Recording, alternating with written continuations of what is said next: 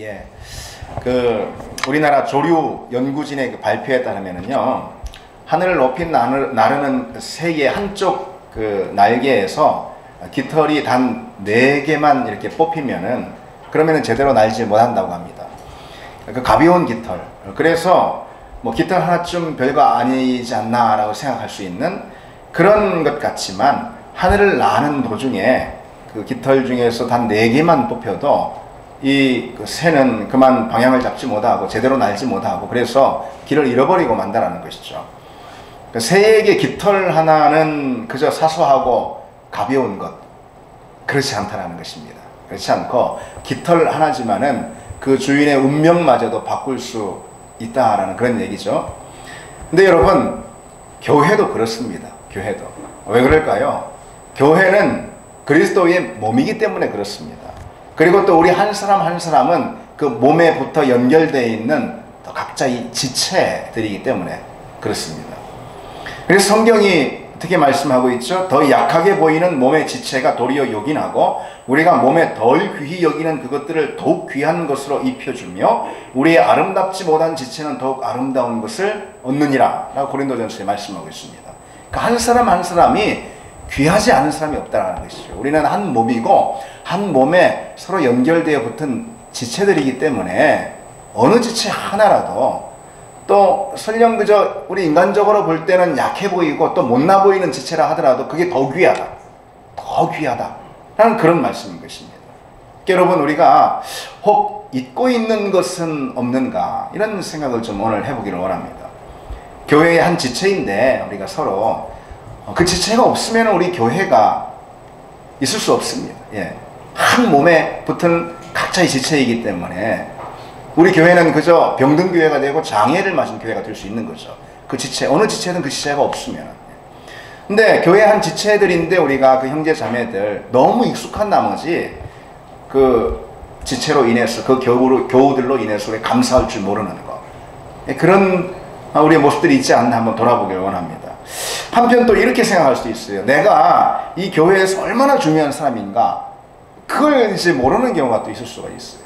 한 몸에 붙은 지체로서 누구 하나 귀하지 않은 사람이 없고 다 귀한데, 다 소중한데, 근데 정작 자기가 그것을 모르는 것입니다.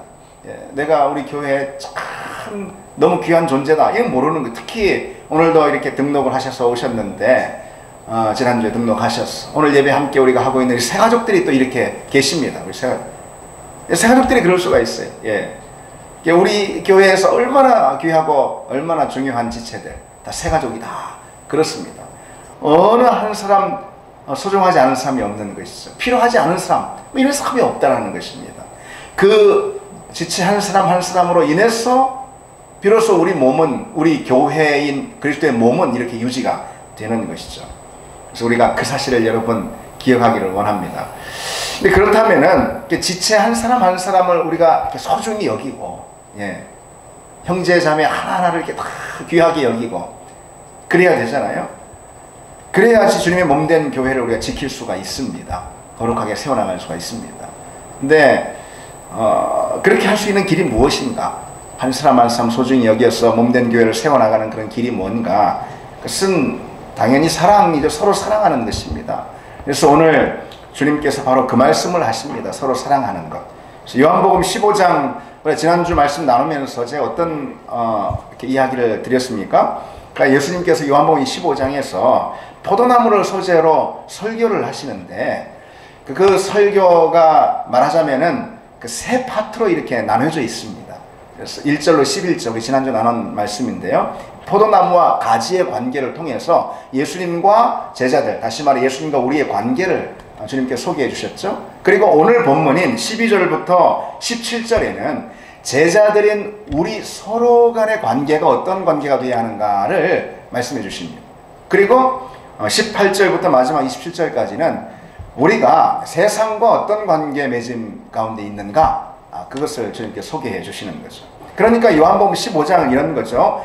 그러니까 우리가 주님과 어떤 관계 가운데 있는가, 우리가 우리 서로와 어떤 관계 가운데 있는가, 우리가 세상 가운데 어떤 관계 가운데 있는가, 바로 그걸 보여주는 말씀입니다. 오늘 본문은 우리 서로, 다시 말해서 교회 공동체의 지체들인 우리 서로의 관계에 대한 말씀인 거죠. 특별히 오늘 주님께서는 새로운 계명을 주시면서까지 우리 관계가 어떤 관계인가라는 걸 소개해주고 있습니다. 본문 12절을 보세요. 내 계명은 곧 내가 너희를 사랑한 것 같이 너희도 서로 사랑하라 하는 이것이라 그랬습니다. 그러니까 우리가 서로와 맺어야 하는 관계는 바로 사랑의 관계다라는 그 말씀이죠. 그래서 오늘 본문은 사랑을 계명으로 주시는 말씀으로 시작을 해서 사랑을 권면하는 말씀으로 이렇게 딱 끝맺는 걸 볼 수가 있어요. 그러면 그 중간의 내용은 뭐겠습니까? 그 사랑을, 계명으로 주신 그 사랑을 우리가 어떻게 해야 되는가에 대한 그 말씀이에요. 다시 말해서 주님께서 우리를 사랑하신 것처럼 우리도 서로 사랑해야 한다라는 그 말씀이 그 중간에 들어있는 것입니다. 그러니까 오늘 이 본문의 말씀은 이런 거예요. 13절로 12절 말씀은 사랑의 계명을 주시고 13절로 16절은 그 사랑의 계명을 우리가 어떻게 실천할 것인가 말씀하시고, 그 다음에 마지막 17절은 사랑의 권면으로 이 말씀을, 예수님의 설교를 끝맺는 것입니다. 자, 그러면은 오늘 말씀을 우리가 한번 살펴보겠습니다. 주님은 그 포도나무와 그 가지처럼 당신과 우리가 서로 깊은 관계 안에 있다라는 걸 말씀하신 다음에 우리 서로의 관계에 대해서도 이렇게 말씀해 주시는데, 서로 사랑해야 하는 그런 관계다 이렇게 말씀해 주시는 거예요. 근데 여러분 생각해 보세요. 그도 그럴 것이, 우리가 포도나무에 붙어 있는 그런 가지잖아요. 하나의 포도나무에 붙어 있는 가지니까 우리가 한 몸에 붙어 있는 지체나 이런 것과 같은 거잖아요. 그러니까 서로 연결되어 있는 한 몸이다 이 말이죠. 그러니 당연히 서로 사랑해야 된다라는 그런 말씀이 나오는 것이죠. 그러면은 어떻게 사랑해야 하는가? 어떻게 사랑해야 하는가? 오늘 12절을 다시 보시면은요, 내가 너희를 사랑한 것 같이 너희도 서로 사랑하라 그랬습니다. 어떻게 사랑하라는 말씀이죠? 주님이 제자들을, 주님이 우리를 사랑한 것처럼 그렇게 너희들도 서로 사랑해라 그러시는 겁니다. 그러면은 주님께서 제자들을 어떻게 사랑하셨을까요? 주님께서 우리를 어떻게 사랑하셨을까요? 오늘 본문에서 그 점에 대해서 두 가지로 우리에게 말씀하고 있습니다. 이 시간에는 그 점을 우리가 생각해 보겠습니다. 첫째로, 주님께서 우리를 어떻게 사랑하시는가? 우리를 종이 아니라 친구로 대하심으로 사랑하신다라는 것입니다. 본문 15절에 이제부터는 너희를 종이라 하지 아니하리니 종은 주인이 하는 것을 알지 못함이라 너희를 친구라 하였노니 내가 내 아버지께 들은 것을 다 너희에게 알게 하였습니다. 그랬습니다. 그러니까 주님은 제자들을 이젠 종이 아니라 친구로 여겨주시겠다 그것입니다. 그래서 주님은 제자들에게 다 알게 하시겠다. 전엔 안 그랬는데 이제는 아들 예수 그리스도께서 아버지 하나님과 서로 함께 알고 있는 그 사실을 제자들과도 다 같이 이렇게 함께 공유하겠다. 왜? 제자들이 종이 아니라 친구니까. 그런 말씀인 것입니다. 물론 여러분, 성경은 우리가 예수 그리스도의 종이다 라고 말씀하고 있잖아요. 그렇죠? 근데 이제 우리를 그처럼 성경이 그리스도의 종이라고 이렇게 소개하고 있는 그 사실은 뭘 부각시키는 거냐면요. 어떤 걸 부각시키는 거냐면 우리가 오로지 예수 그리스도께 속해 있는 존재다라는 것을 부각하는 그런 말씀인 것입니다. 나의 시간도, 나의 소유도, 나의 인생도, 나의 영혼도, 나의 존재 전체가 다 그리스도께 속해 있다라는 그 고백이 우리가 주님의 종입니다 라는 그 고백 안에 있다는 것이죠. 그래서 우리는 그리스도의 종 맞습니다. 그런가 하면은 오늘 주님께서 우리가 그러한 종의 정체성뿐만 아니라 친구의 정체성도 함께 가지고 있다. 이거를 지금 가르치시고 계시는 겁니다. 그러면서 뭐라 말씀하셨어요? 이제부터 너희를 종이라 하지 아니하리니 그리고 너희를 친구라 하였노니 그랬습니다. 여기서 이 종이라는 것은요, 신약성경의 언어인 헬라어로 둘로스라고 그럽니다. 둘로스. 친구는 뭘까요? 친구는 필로스라고 그럽니다. 비슷하죠? 근데 그 뜻은 전혀 다릅니다. 여러분, 이 둘로스, 다시 말해서 종은 그러면 어떤 존재일까요? 종은 어떤 존재일까요? 주 1세기 당시에 이 종이라는 것은 주인에게 모든 것, 심지어 자기 생사 여탈권까지 다 달려있는 그런 노예였습니다. 노예는 그저 주인의 집안에 있는 그저 그냥 가제도구에 불과했습니다. 주인이 원하는 대로 그냥 종을 다루고 또 처분할 수가 있었던 것이죠. 당시 유대인 랍비의 문헌에도 종들에 대한 그런 취급이 이렇게 많이 나옵니다. 때때로 성난 주인이 식탁에서 시중드는 종에게 잔을 집어 던지거나 아니면은 그 따귀를 이렇게 막 갈기는 그런 일들은 일상다반사였습니다.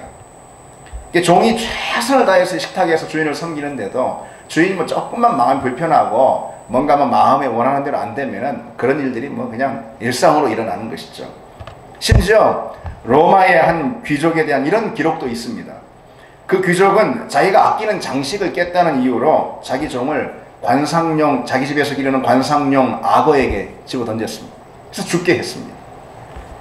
종은 한마디로 주인이 필요해서 데리고 있는 사람이에요. 주인의 필요를 위해서 있는 존재가 바로 종입니다.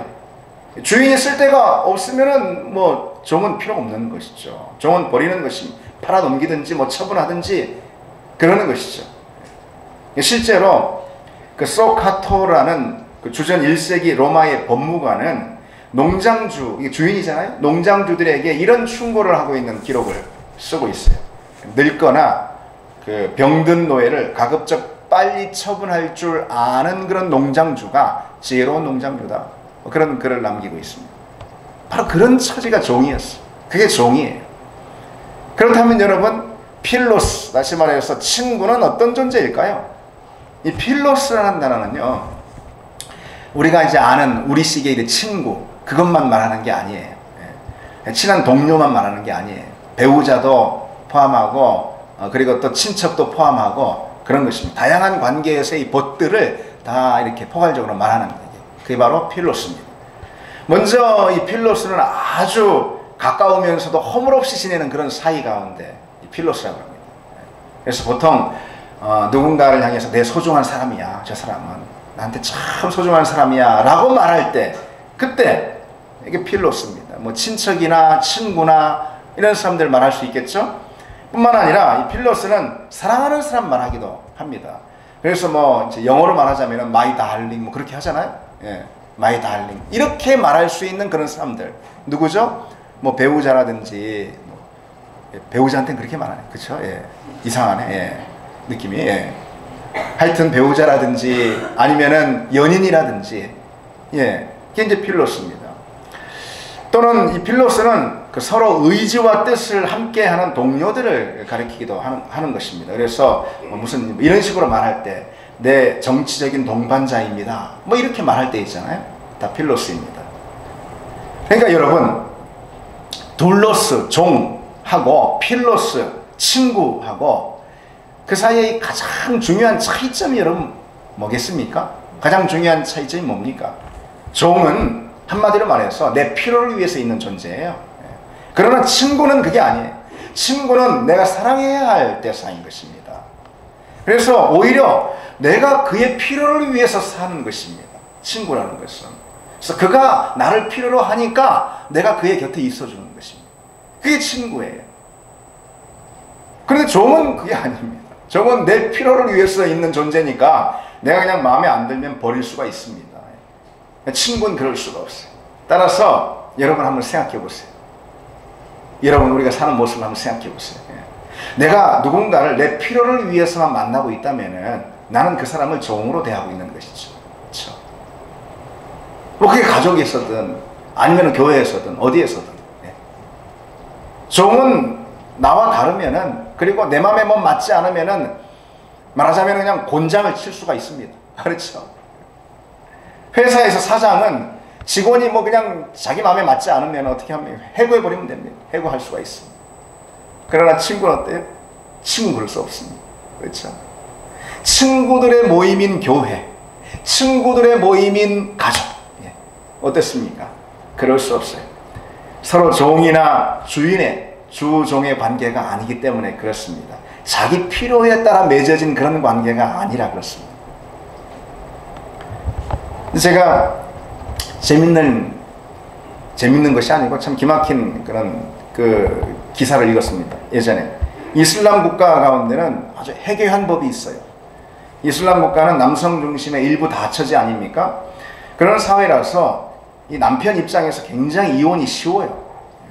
그래서 남편이 아내에게 언제 어디서나 이혼이라는 뜻의 이 아랍어가 탈라크예요. 탈라크.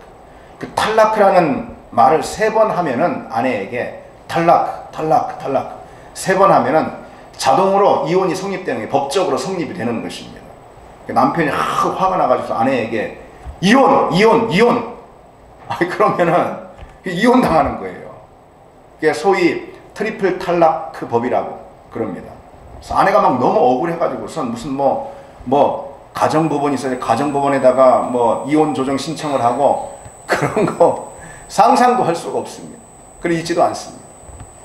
그런데 그 더 기가 막힌 것은 중앙아시아에 타지키스탄이라는 나라가 있습니다. 근데 역시 이슬람 국가인데 그 트리플 탈라크 법을 현대 정보통신 시대에 걸맞게 이렇게 개정을 했다라는 거예요. 간편하게 정보통신 세계니까 휴대폰 다 있고 하니까 문자 메시지를 가지고 탈라크를 3번 입력해서 아내에게 보내면은 그러면은 그게 법적으로 이혼이 성립이 된다라는 것입니다. 그러니까 여러분 이런 사회가 있을 수 있겠습니까, 여러분?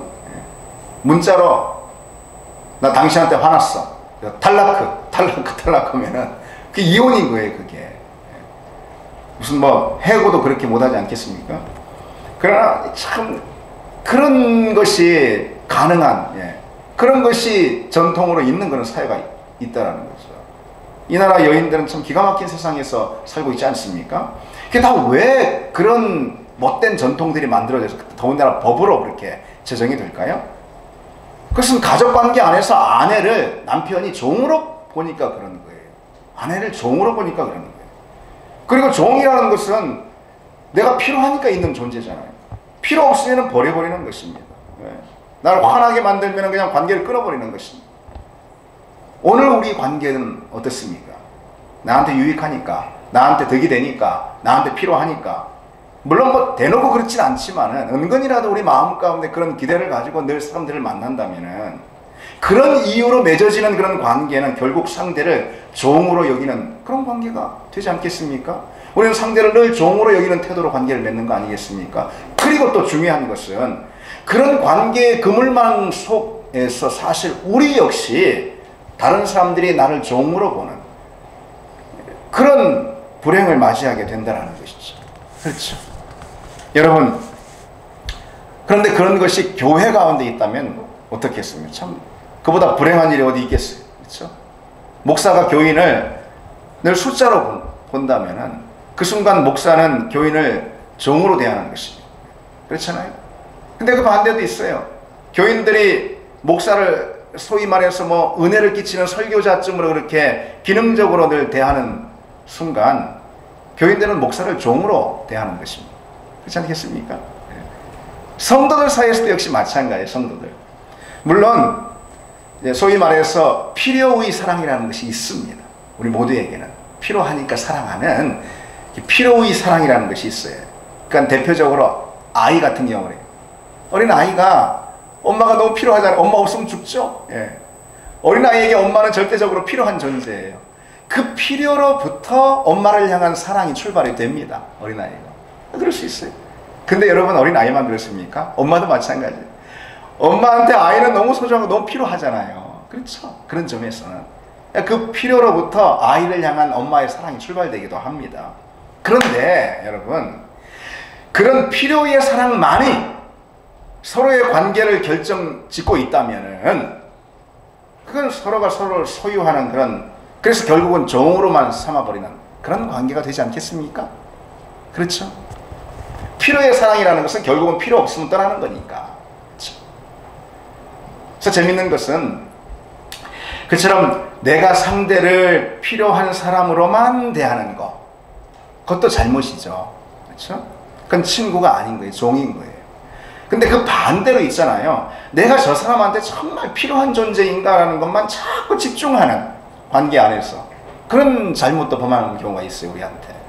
그래서 내가 저 사람한테 필요한 사람 맞나? 내가 우리 가정에서, 내가 우리 교회에서 필요한 존재 맞나? 너무 그것만 또 이렇게 집중하는 것입니다. 그 역시 바른 태도가 아닌 거예요. 그런 사람 상대한테 자꾸 묻는 거예요. 누구한테나 자꾸 묻는 것입니다. 내가 어떤 점 때문에 좋아? 자꾸 그렇게 묻는 것입니다. 그래서 인터넷에서 어느 작가의 이런 글을 제가 봤습니다. 한번 들어보십시오. 사귀는 남자친구한테 이렇게 묻는다. 내가 왜 좋아? 내가 어디가 좋아? 사실 우리 집사람이 아직까지 묻는 그런 질문입니다. 그러면은 곰곰이 생각하는 남자친구가 이렇게 대답한다. 내가 예뻐서 좋아. 어디가 좋아? 이렇게 물으니까 뜬금없이 뭐라고 대답합니까? 그러면 이렇게 곰곰이 생각하던 남자친구가 이렇게 대답한다. 네가 예뻐서 좋아. 분명 나쁜 말은 아닌데 기분이 그다지 좋지는 않다. 내가 예뻐서 좋다고? 그럼 내 생긴 것 때문에 나랑 사귄단 말이지? 이런 생각이 드는 거죠.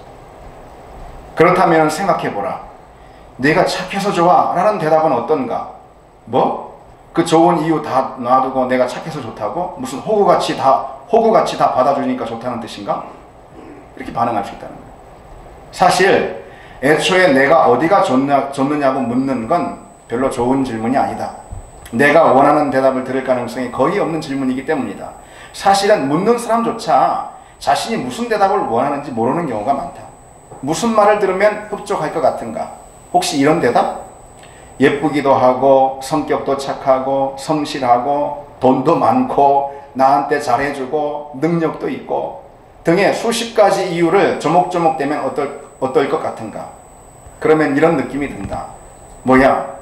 결국에는 이런저런 조건들 때문에 날 만난다는 뜻이네? 그래서 그리고 이 작가가 이렇게 말합니다. 우리는 도대체 무슨 말이 듣고 싶어서 이런 질문을 던지는 것일까? 재미있는 건 아예 그냥 좋아? 라는 그런 대답조차도 흡족하지 않기는 마찬가지다.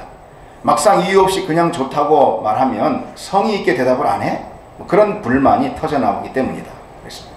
사실 대답이 잘못된 것이 아니라 질문이 잘못됐다.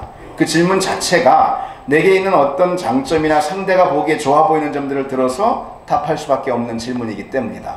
그랬습니다. 예, 그렇죠. 그러니까 단순히 저 사람이 어떤 점이 나한테 좋아 보이고 또 내 마음에 들어 보이고 그리고 또 나한테 또 필요해 보이고 또 나한테 맞아 보이고 그렇기 때문에 상대를 사랑하는 것이 아니잖아요. 사랑이라는 것은 상대가 친구라면, 진짜 친구라면 그죠? 그 존재가 내게 필요하니까 사랑하는 것입니다. 그 사람의 이러저러한 점이 나한테 좋아서 맞아서 사랑하는 것이 아니라 그 사람의 존재 자체가 내게 필요한 것입니다. 그 사람의 존재 자체가 나를 행복하게 하니까 어떤 점들이 아니고 그래서 내가 그를 사랑하는 거라는 거죠. 그게 바로 친구 또는 교우 간에 있을 사랑이라는 것입니다. 종은 그렇지 않죠. 종의 존재 자체가 얼마나 뭐가 좋다고 뭐 대단하다고 그 존재 자체로 인해서 주인이 행복하고 또 뭐 사랑을 느끼고 그렇습니까? 종은 뭔가 어디에 쓸모가 있으니까 데리고 있는 거예요. 그렇죠? 종은 필요해서 데리고 있는 것입니다. 어떤 쓰임새 때문에 종을 두는 것이 그리고 그 쓰임새가 없어지면은 쓸모가 없으면은 버리는 것입니다. 그게 종이죠. 그러니 여러분 우리 이런 생각을 또 우리가 좀 확장해서 할 수가 있어요. 종과의 관계에서 이 주인이 여러분 마음고생을 할까요? 종과의 어떤 관계에서 마음고생을 할까요? 저 종이 내 마음에 안 드는 이런 어떤 성격이 있어, 이런 부분이 있어. 우선 막 밤새 가슴앓이를 하고 막 그것 때문에 막 회개기도 하고 그럴까요? 주인이 뭐하라고 그렇게 하겠습니까? 종이 마음에 안 들면은 그냥 그것으로 끝이면 되는 것이죠. 버리거나 깨끗이 정리해버리면 되는 것입니다. 그게 주인과 종의 관계 아니겠습니까? 그러나 친구라면 그렇게 할 수는 없어. 그렇지.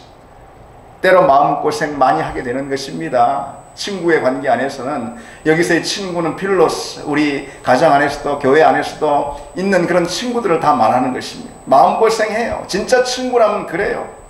친구는 내 필요 때문에 있는 사람이 아니라 내가 사랑해야 할 대상으로 거기 있기 때문에 그래서 때로는 어떤 갈등이 빚어지거나 그 친구 때문에 마음에 상처를 얻거나 그런 것 때문에 내 마음에 고민들을 하게 되는 때가 있다는 것입니다. 그 고민들이 있지만 그 관계를 정리할 수는 없는 거예요. 그게 친구입니다. 상대를 친구가 아니라 종으로 보는 사람은요 누구는 자기하고 안 맞거나 마음이 상하거나 아니면 어떤 뭐 작은 갈등이라도 갈등이 빚어지면은 그 사람 버리거나 관계를 끊어버리면 그만입니다. 또 그런 일들이 얼마나 많이 일어납니까? 그렇죠? 종인데 뭐요, 종인데. 종인데 뭐 그런 관계라면은 뭐 작은 갈등이라도 금방 관계에 파국이 찾아오는 거예요. 그렇죠? 그러나 상대를 진짜 친구로 여긴다면, 내 필요에 의해서 그와 관계를 맺은 게 아니고 정말 상대를 내 사랑해야 할 친구로 여긴다면, 그 사람이 내 마음에 안 들어도, 그 사람이 때로 내 마음 상하게 하고 나 아프게 하고 상처를 줘도 관계를 정리할 수는 없죠. 그렇죠? 친구는 내 필요 때문이 아니라 내가 사랑해야 할 대상으로 있기 때문에 그렇습니다. 오늘날 이혼들이 막 많은 것도 사실 서로가 서로를 종의 관계로, 서로 필요해서 만나는 종의 관계로 여기기 때문에 이혼들이 이렇게 쉽게 있는 것입니다. 여러분, 주님은 우리를 종이 아닌 친구로 대하시고 친구로 사랑해 주셨어요. 그리고는 이렇게 우리에게 부탁하시죠. 내가 너희를 사랑한 것 같이 너희도 서로 사랑하라. 우리는 가정에서, 교회에서, 또 내가 사는 자리에서 만나는 여러 사람들을 정말 친구로 대하고 있습니까, 여러분? 친구로 대하고 있습니까? 그러니까 나를 그렇게 대해줄 친구가 어디 없냐, 이거 말고 그 질문 하기 전에 내가 친구가 먼저 돼야 하는 것이죠. 특별히 우리 교회에서는 우리 서로의 관계가 그런 친구의 관계, 친구의 사랑으로 맺어지는 그런 은혜가 있기를 바랍니다. 둘째로, 여러분, 두 가지 있다고 그랬죠? 주님이 제자들을 친구로 사랑해 주셨어요. 그래서 너희도 그처럼 사랑하라 그랬어요. 그리고 또 주님께서 제자들을, 또 우리를 어떻게 사랑하시느냐, 자기 목숨을 버리면서까지 사랑하셨어요. 너희도 그렇게 사랑하라. 자기 목숨을 버리면서. 본문 13절로 14절에 사람이 친구를 위하여 자기 목숨을 버리면 이보다 더 큰 사랑이 없나니 너희는 내가 명하는 대로 행하면 곧 나의 친구라 그랬습니다. 주님은 제자들을 친구로 불러주셨고 이제 그 친구들을 위해서 자기 목숨을 버리실 작정을 하시는 것입니다. 십자가에 올라가시기 전이잖아요, 이것이. 주님의 사랑은 이래서 목숨을 내어주는 사랑이죠. 그런데 그보다 먼저 아버지 하나님의 사랑이 바로 그와 같이 버리는 사랑이었어요. 아낌없이 버리는 사랑이에요. 바로 당신의 하나밖에 없는 아들 예수 그리스도를 우리에게 내어주시는 그런 사랑을 주셨잖아요. 로마서 8장 32절에 자기 아들을 아끼지 아니하시고 우리 모든 사람을 위하여 내어주셨다고 했습니다. 그 사랑의 본을 받아서 아들 예수 그리스도도 당신을 십자가에서 우리에게 온전히 내어주시는, 자신을 버리는, 목숨을 버리는 사랑을 주셨다는 거죠. 그 사실이 사랑에 대해서 여러분 무엇을 가르쳐 줍니까? 사랑에 대해서 뭘 가르쳐 줍니까? 사랑이라는 것은 곧 내어줌이다. 사랑은 내어줌이다라는 걸 가르치는 것입니다. 따라서 우리가 서로 사랑하는 것은 내어줌의 교환이 일어나는 거예요. 사랑이라는 것은 내어줌으로 가능해. 근데 서로 사랑하는 거니까 이 내어줌의 교환들이 있는 것입니다. 서로가 서로에게 자신을 내어주는 것, 그리고 또 내어줌이 많을수록 사랑은 더 커지는 것입니다. 하나님의 사랑은 어떤 사랑이죠? 당신을 무한히 내어주는 사랑이에요. 그리스도의 사랑은 어떤 사랑입니까? 당신을 끝까지 내어주신 그런 사랑입니다. 그래서 초대교회 성도들은 바로 서로 사랑이라는 것을, 자기들끼리 서로 사랑하는 그 서로 사랑이라는 것을 그리스도의 사랑의 분량만큼 잘하게 하는 그런 믿음을 가졌던 사람입니다. 초대교회 사람들. 그래서 바울이 이처럼 고백하고 있어요. 우리가 이같이 너희를 사모하여 우리 목숨까지도 너희에게 주기를 기뻐함은 너희가 우리의 사랑하는 자가 됩니다. 그랬습니다. 사랑하는 자가 되었으니 우리 목숨까지도 내어주기를 원한다. 그랬습니다. 주님의 사랑을 닮아가는 것이죠. 사랑은 내어줌입니다. 그리고 그 내어줌이 있으려면은 버림이라는 것이 선행돼야 됩니다. 버림이라는 것. 사실 내어줌과 버림은 같은 것입니다. 그런데 그 순서가 그래요. 순서가 자기를 버리는 만큼 상대에게 자기를 내어줄 수가 있습니다. 그럼 여러분 무엇을 버려야 할까요? 주님은 목숨을 버리심으로 당신을 내어주셨어요. 그것은 한마디로 뭘 말하는 거냐면은 내가 버릴 수 없는 것까지 버리는 걸 말하는 거예요. 이것은 내가 포기할 수 없는 것까지 포기하는 것을 말하는 거예요. 그래서 주님은 목숨까지도 우리에게 버리셨어요. 우리를 위해서 버리셨어요. 그래서 당신을 내어주셨어요. 우리에게. 여러분, 우리는 그 수준까지는 아니라도, 그 분량까지는 아니라도 서로와의 관계에서 우선 우리가 이 작은 것부터 이렇게 버리고 그 버린 공간 안에 사랑이 채워지는 것입니다. 예. 그리고 우리를 내어줄 수가 있는 것입니다. 그런 연습들을 우리가 해야 되지 않겠습니까, 여러분? 작은 것부터. 예. 예를 들어서 이런 거죠. 목숨 하니까 막 너무 커 보여요. 근데 작은 것부터 생각해 보세요. 할 수 있는 것부터 해보세요, 여러분. 예를 들어서 이런 거죠. 상대에 대한 내 주관이나 내 원함이나, 원한이 아니고 내 원함이나 내 바람, 예. 이런 것부터 좀 버려야 하는 것이죠. 예. 그래야 내 안에 비로소 이 내어줌에, 나를 내어줄 수 있는 내어줌의 공간이라는 것이 확보되고 그 안에 사랑이 채워지는 거예요. 상대에 대한 내 기대도 좀 버려야 돼, 기대. 내가 원하는 식의 그런 기대 있잖아요. 그런 기대를 좀 내려놔야 돼. 부부 간에도, 또 부모 자식 간에도, 그리고 또 교회에서도, 예, 다 마찬가지입니다. 기대를 좀 내려놔요. 그래야지 상대를 있는 그대로 받아들일 수 있고, 그것으로부터 사랑이 이렇게 출발이 될 수 있는 것입니다. 이전에 또 이런 신문 기사를 봤습니다. 예. 다 웃기는 신문 기사들이 있습니다. 제가 오늘 인용하는. 성적이 나쁘다는 이유로 아들에게 성적표를 씹어먹게 한 프랑스의 한 아버지가 경찰에 구속이 됐다는 게 실제로. 이 아버지는 12살 된 아들의 입에 성적표를 쑤셔놓고는 그것을 막 씹어 삼키도록 강요를 했습니다. 근데 이 성적표가 한 장이 아니고 무려 석 장이에요. 그래가지고 그 성적표를 아들이 다 삼키지 못하니까 막 손가락으로 막 그냥 성적표를 막 목구멍에 막 이렇게 쑤셔 넣었다는 것이죠. 그러면서 아들의 머리를 막 심하게 쪼가봤어요. 다음날 학교에서 선생님이 그 아이의 시퍼렇게 멍든 입술 또 뭐 이 입을 보고선 그 사실을 다 알게 된 거예요. 그리고 경찰에 신고를 했습니다. 그래서 아버지가 즉각 체포가 돼가지고 폭행 혐의로 기소가 된 것입니다. 자녀에 대한 아빠의 지나치고 그리고 또 삐뚤어진 기대, 성적 기대하는 이 기대가 사랑이 자리할 공간을 빼앗아버린 거 아니겠습니까? 그렇죠? 여러분들 주님을 한번 보세요. 주님 보실 때 이 제자들은 오늘 이 요한복음 15장 이 자리에서도 아직 많이 부족하고, 예.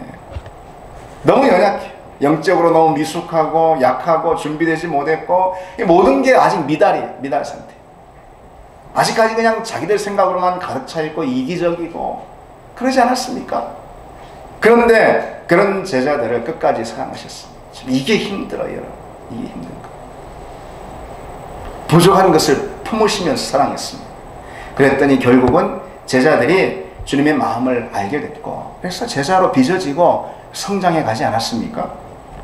내가 포기할 수 없는 것들을 포기하지 않는 한 사랑이라는 것은 시작되지 않는 법인 거죠.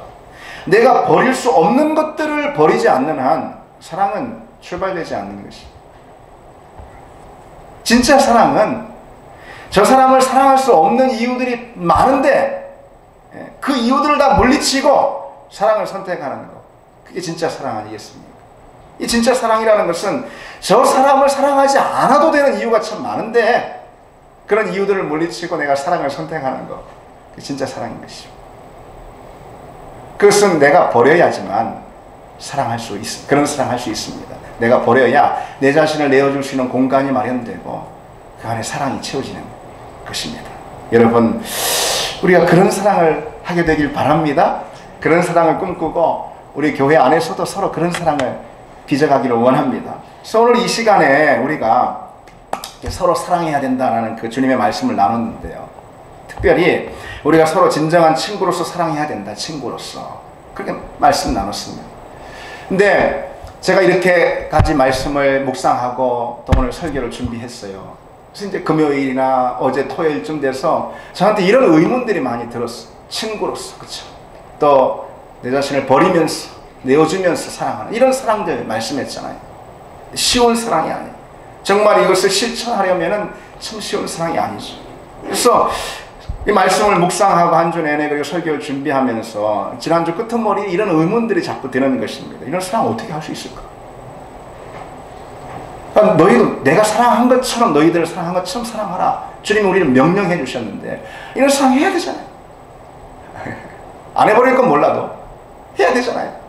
어떻게 이 사랑을 할 수 있을까? 정말 어떻게 실천할 수 있을까? 그런 의문이 좀 들었습니다. 어떻게 주님이 우리를 사랑하신 것처럼 우리도 그렇게 사랑할 수 있을까? 그리고 실제는 그 묵상의 결론을 이렇게 맺었습니다. 저는 우리가 서로 진짜 친구로서 사랑을 하려면, 주님 말씀하신 그대로 사랑을 하려면 먼저 우리 각자가 하나님을 뜨겁게 사랑해야 되겠다. 하나님을 뜨겁게 우리가 사랑하는 그 하나님을 향한 사랑이 선행돼야지 우리가 서로도 사랑할 수 있겠다 라는 그런 묵상의 결론을 저는 얻었습니다. 여러분 어떻게 생각하십니까? 하나님을 정말 뜨겁게 사랑하는 사람은 자연히 형제를 사랑하게 되어 있습니다. 하나님을 향한 사랑은 강력한 사랑의 연쇄작용들을 일으키게 되어 있습니다.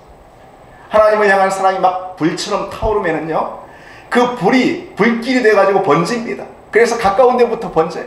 그래서 내 주변에 있는 사람 내가 사랑할 수 있게 되는 거예요. 하나님을 향한 사랑이 막 불길처럼 막 더 크게 번지면은 그것이 더 먼 데까지 사랑의 불길이 옮겨갑니다. 그래서 원수까지도 사랑할 수 있는 것입니다. 원수까지. 그래서 이 말씀은 그냥 성경에 있는 우리 생활과 아무 관계없는, 우리를 이해도 못하는 그런 주님의 말씀이 아닌 거예요. 할 수 있는 말씀입니다. 원수를 사랑하라고 하셨잖아요. 어떻게 해요, 여러분? 어떻게 해요? 예. 그 말씀을 그저 그냥 성경 종이에 적혀있는 문서로만 우리가 보지 말고 우리 삶으로 실천해야 되는 하나님의 명령으로 여긴다면 어떻게 사랑할 수 있을까? 고민해야 되잖아요. 근데 저는 그런 묵상의 결론을 얻었어요. 하나님 뜨겁게 사랑하면은 그 사랑이 불길처럼 하나님을 향한 사랑이 타오르면, 그러면은 그 불길이 주변에 다 원수까지 사랑할 수 있게 되는 것입니다. 여러분, 그런 사람들이 있잖아요. 그런 선교사님들이 있잖아요. 뭐 알지도 못하고 한 번도 듣지도 못했던 그런 저 낯선 땅에 그 종족들에게 찾아가가지고, 미전도 종족들에게 찾아가가지고 평생 그들 사랑하고 복음으로 섬기고 수고하는 그런 가족도 버리고 자기 인생도 버리고 그 사람 사랑하는 그런 선교사들이 있잖아요. 어떻게 가능할까요, 여러분? 저는 그런 분들 실제로도 여러 번 봤습니다. 어떻게 그런 사랑 가능할까요? 그 종족들 알지도 못해요. 처음에는 그 종족을 처음부터 사랑해서가 아니에요. 어떻게 그럴 수 있어요, 그 사람이? 하나님을 사랑한 거예요, 이 선교사님이. 이 선교사들이 하나님을 그 무엇보다도 뜨겁게 사랑한 거예요. 하나님을 향한 사랑이 가슴 가운데 막 충만히 부어진 거예요. 그래서 하나님께서 저들을 사랑하니까, 그러니까 하나님의 마음이 저들에게 있으니까 그들을 향한 사랑이 부어지는 것입니다. 그래서 그들을 평생 사랑하며 섬길 수가 있는 것이죠. 여러분, 우리가 어떻게 하면은 가족들을, 교우들을, 동료들을, 심지어 내 마음 상하게 하고 아프게 하는, 그래서 딱 등을 돌리기까지 한 그런 사람들 어떻게 사랑할 수 있을까요? 예수님의 사랑으로. 하나님을 향한 사랑을 내게 부어주시옵소서. 더 크게 부어주시옵소서.